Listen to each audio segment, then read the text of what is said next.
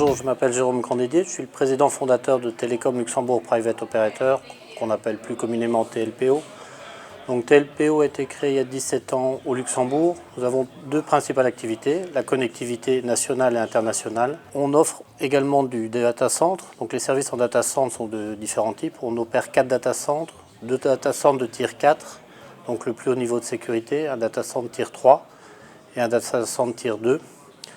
Ça va de la simple fourniture de salles blanches jusqu'aux services cloud les plus élaborés, que ce soit du private cloud ou alors du public cloud.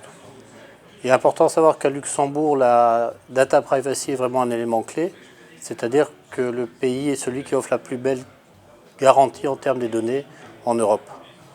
D'une part, il n'y a pas d'espionnage massif de la part du gouvernement comme dans d'autres pays, où on analyse à l'entrée dans les data centers toutes les données de manière à voir s'il n'y a pas des données qui pourraient intéresser le gouvernement. Au Luxembourg, il n'y a aucune analyse de ce niveau-là et les données sont vraiment sécurisées. Donc moi j'ai ouvert une agence il y a 2 ans aux États-Unis. Je viens tous les 2 mois en moyenne ici et ça m'apporte un certain nombre de choses.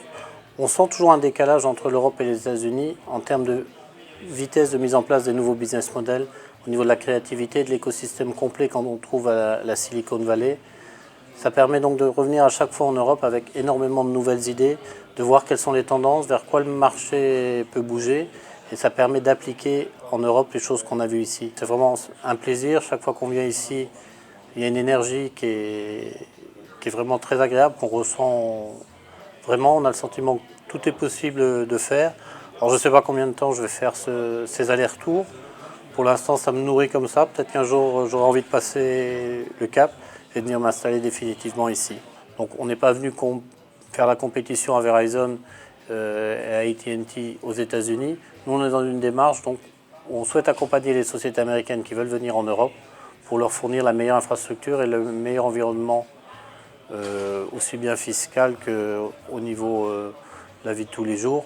Et Luxembourg a énormément d'avantages à ce niveau-là. Après avoir fait 2 ans de travail aux États-Unis, on se rend compte que ce type d'information et ce type de projet intéresse essentiellement les grands comptes, donc à la fois les grands noms que tout le monde connaît, les sociétés vraiment en très grande croissance.